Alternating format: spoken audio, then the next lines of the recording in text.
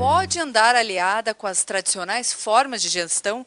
Seria hoje o management algo dispensável? Para conversar sobre este assunto, nós temos hoje conosco Nils Flagging. Olá, Nils, bem-vindo ao programa. É um prazer, Paula. Nils Flagging é fundador e associado do Meta Codex Network, autor de 3 livros, entre eles Liderando com Metas Flexíveis, obra vencedora de prêmios internacionais como o melhor livro em gestão e em liderança, editado no Brasil pela editora Bookman. Recentemente lançou as 12 novas leis da liderança, o Código, porque o management é dispensável. Olá, Nils. Nils, qual deve ser a relação entre a liderança e a gestão? O management hoje ele é algo dispensável? É costumeiro dizer que liderança existe em qualquer empresa e que management é uma coisa totalmente indispensável de se ter numa empresa. E tenho trabalhado durante vários anos sobre essa questão de como criar mudança profunda em organizações, como tornar empresas mais empreendedoras, mais dinâmicas, mais adaptáveis.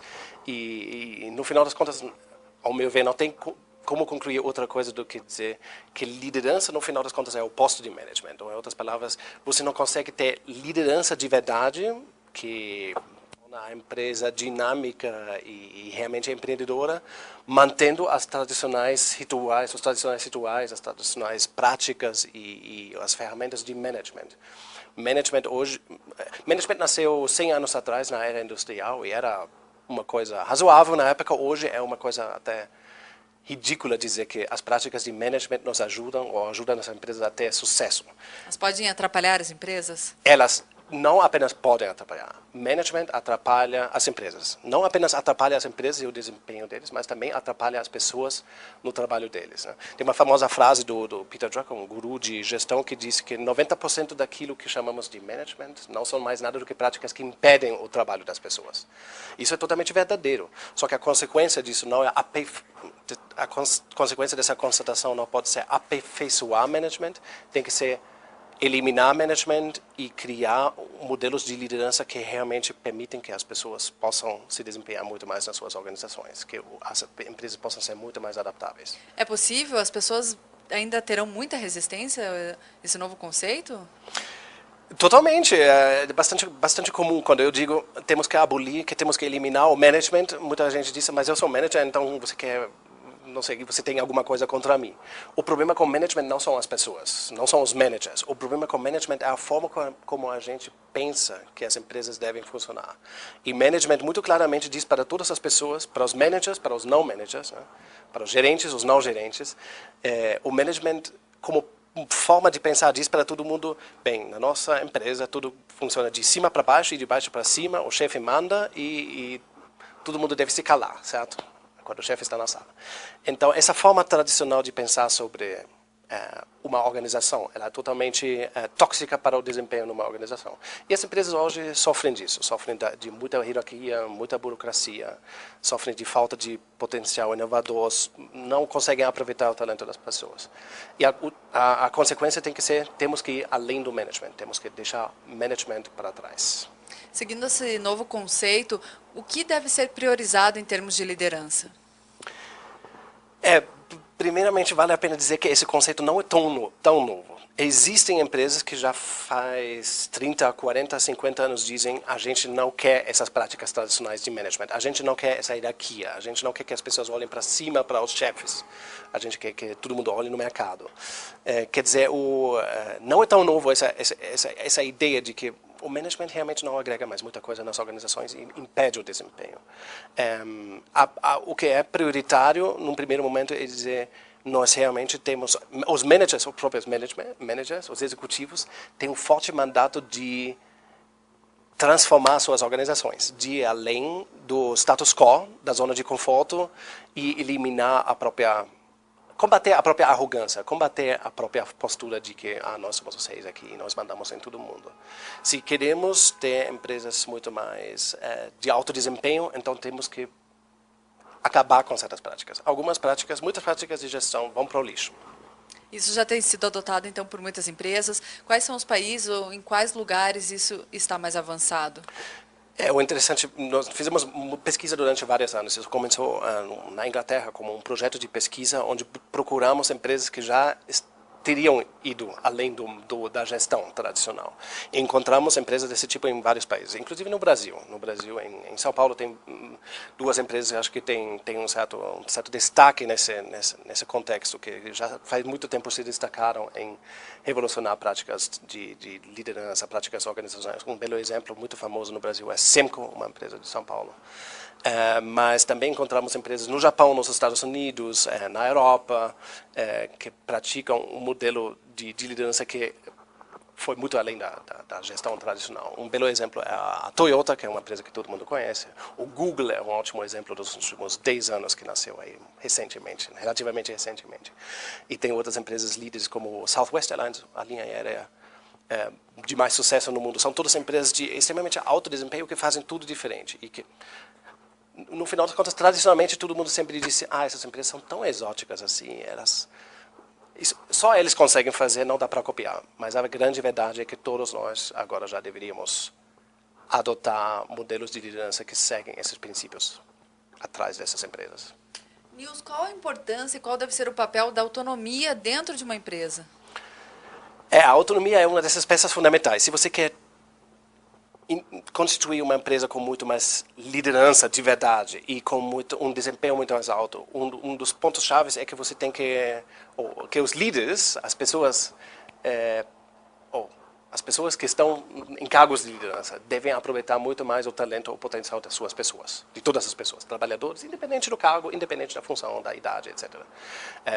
Acho que uma das grandes deficiências nas empresas é que as empresas tradicionais são péssimas em aproveitar o potencial das suas pessoas, a motivação das pessoas, a vontade das pessoas de se desempenhar. Né? Fazemos de tudo para impedir a motivação e o desempenho das pessoas no trabalho. Né? Isso é uma das características de empresas com muito management. E a autonomia ela é o oposto. Né? Se a gente cria ambientes onde as pessoas não têm autonomia no sentido de eu posso fazer o que quiser, mas onde dizemos as pessoas trabalham em equipes que são responsáveis pelo desempenho e eles têm uma grande autonomia e responsabilidade de decisão. Aí nasce o alto desempenho, aí nasce uma forma totalmente diferente de responsabilidade, de confiança entre equipes, e aí nasce o alto desempenho, aí nasce esse outro modelo de liderança. Então, a autonomia é um dos grandes objetivos. A autonomia é necessária para que as organizações possam aproveitar muito melhor os talentos. Perfeito. Das pessoas. Nós estamos conversando com o Nils Fleggen sobre questões relacionadas à gestão e à liderança. Vamos fazer um pequeno intervalo, mas voltamos já já.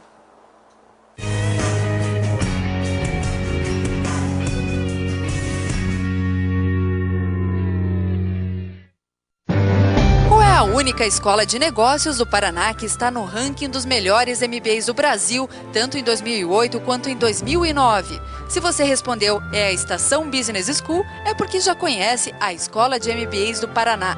Acesse www.estaçãopr.com.br e conheça as 14 áreas de MBA, oferecidas para você diferenciar-se no mercado. Estação Business School. Os líderes formam-se aqui.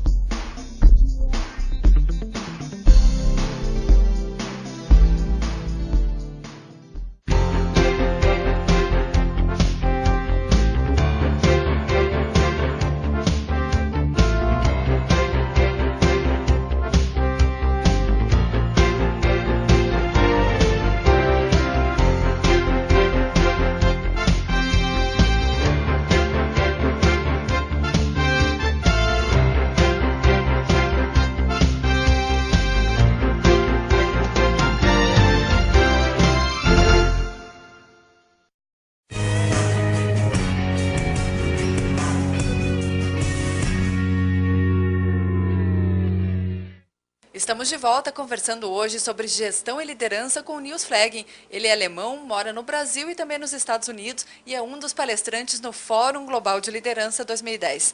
Nils, qual é a diferença básica entre liderar e gerenciar? É gigante. Eu gosto de comparar a diferença entre liderar e gerenciar com a diferença entre uma ditadura e uma democracia, né? Eu diria que gerenciar sempre tem um toque stalinista. Gerenciar pressupõe que organizações, empresas são uma pirâmide, tem pessoas poderosas e sábias e super inteligentes no topo que mandam nos demais. E a coordenação é feita através de muito planejamento, muito controle, muita submissão de baixo para cima e muito comando de cima para baixo. Então, essa ideia de uma empresa, ela quase parece a ideia de uma ditadura, não é? No final das contas, esse conceito de management parece autocrático, ditadura, stalinista. Agora, se falamos de liderança, o espírito de liderança deve ser, e a princípio só pode ser um outro, né? Liderança quer dizer empoderar as pessoas, outras pessoas, certo? Liderança não é eu decido para outros, eu mando em outros, os outros devem me chamar de chefe. Liderança significa eu crio condições para que outras pessoas e equipes possam obter resultados excelentes. Isso é liderança. Então, liderança não é sobre o líder, é exatamente o contrário, é sobre criar condições para que equipes possam gerar valor para o mercado, olhar para o mercado e criar alto desempenho. De certa forma, gerenciar é olhar sempre para o chefe e liderar é todo mundo olha para o mercado e se desempenha para o mercado. Ninguém se desempenha para um chefe. Isso faz toda a diferença. É uma diferença tremenda de atitude. Não tem nada a ver gerenciar com liderar nesse sentido. Nils, você acredita que as empresas deveriam estimular uma cultura de desempenho dentro das organizações? Como seria essa cultura? De certa forma, a melhor resposta para essa pergunta é mostrando como funciona a realidade nas empresas, certo? Eu costumo dizer que nas empresas tradicionalmente gerenciadas, nos grandes grupos brasileiros, nos empresariais brasileiros, ou na Alemanha ou nos Estados Unidos, na maior parte dessas empresas, não existe uma cultura de desempenho. Existe uma cultura de servir ao chefe, né? Existe uma cultura de ter como referência o the big boss, né? O cara lá em cima.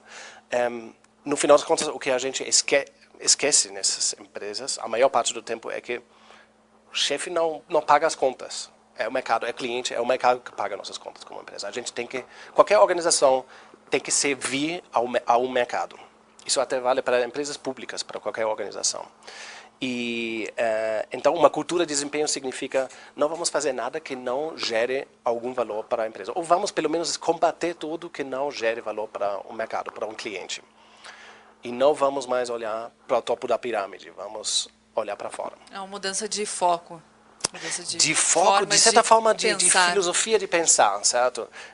Na maior parte das empresas, já no processo de contratação fica claro entre o chefe e o subordinado, que o subordinado é subordinado e não deve questionar e não deve abrir a boca. Já fica claro aí. E aí você já destrói, já nesse momento de contratação, nesse momento de construir a postura entre duas pessoas, você já destrói parte do desempenho, da possibilidade do desempenho. E como deve ser mensurado o sucesso dentro de uma empresa? Ele deve se aproximar da realidade ou deve continuar com esse conceito que as pessoas buscam cada vez maximizar mais? Sim, bem, essa pergunta remete a questão das metas, né? Quais são as metas que a gente deve construir, né? No modelo a gestão tradicional é muito fortemente hoje em dia baseado na filosofia de que tem que ter uma gestão por objetivos, né? Management by Objectives, que foi um movimento nos anos 60, 70 que prevaleceu até hoje. Então a filosofia é que do topo da pirâmide temos que definir, para baixo temos que definir metas que são desdobradas para dentro da organização, temos que encher a organização de metas e que as pessoas devem sempre tentar bater as metas ou seguir as metas. Agora, uma empresa de verdade, liderada de verdade, uma empresa do novo modelo, beta, como a gente chama, ela não desdobra metas, ela não negocia metas internamente, ela não cria esse jogo de... Como que o líder lida com essas metas? De certa maneira, qual é a meta mais importante para uma empresa? A meta mais importante de uma empresa para sobreviver deveria sempre ser, naturalmente, deveria ser sempre vencer no mercado, né? Superar a concorrência. Agora, essa cultura tradicional de desdobramento, de negociação de metas, ela cria uma cultura exatamente diferente. Ela cria uma ideia de que eu me defendo contra você, eu defendo minha meta hierarquicamente contra meu chefe, eu tenho que comprovar durante o ano que meu desempenho é melhor do que o desempenho de um outro departamento. Mais que nada, muitos executivos, muitas pessoas nas empresas hoje são ocupadas em mostrar que o outro não se desempenhou, o outro não fez a meta, o outro não fez bem, para eu me dar bem. E a cultura deveria ser exatamente o contrário, né? Vencer no mercado sempre. E tem empresas que fazem isso o tempo todo. E essas são as empresas realmente vencedoras. Perfeito. Eu quero saber um pouco sobre a questão do reconhecimento do trabalho da equipe, mas daqui a pouquinho. Vamos fazer mais um pequeno intervalo, voltamos já já conversando com o Nils Flegg sobre gestão e liderança. Não perca, voltamos já.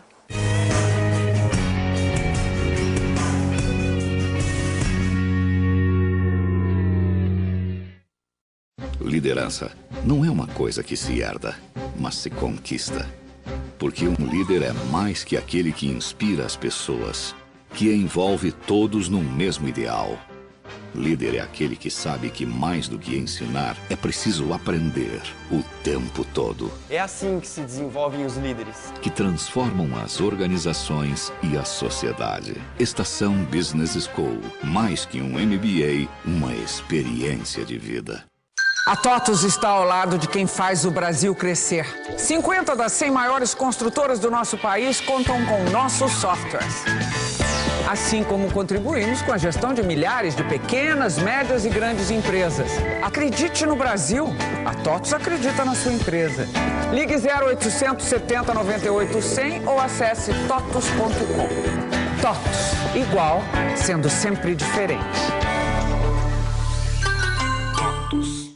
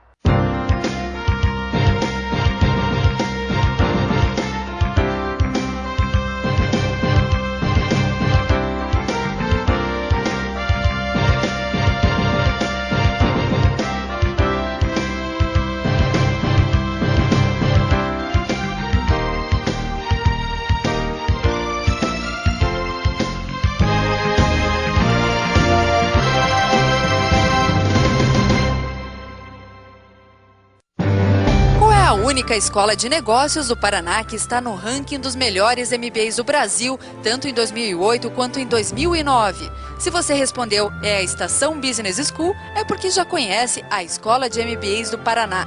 Acesse www.estaçãopr.com.br e conheça as 14 áreas de MBA, oferecidas para você diferenciar-se no mercado. Estação Business School. Os líderes formam-se aqui.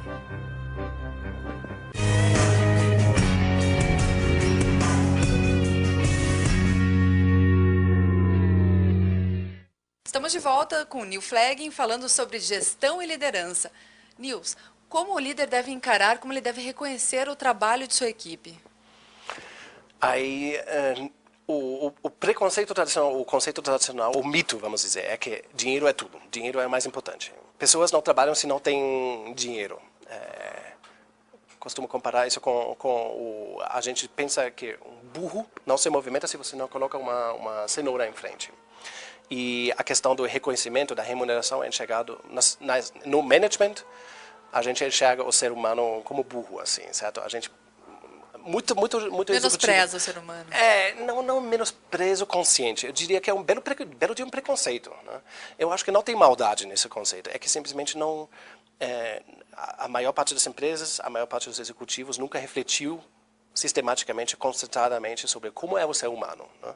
E aí nasce aquele preconceito de que, se eu não ofereço um bônus, um incentivo, uma pressão, né? Uma meta com um incentivo atrelado, então os coitados idiotas dos meus subordinados não vão trabalhar.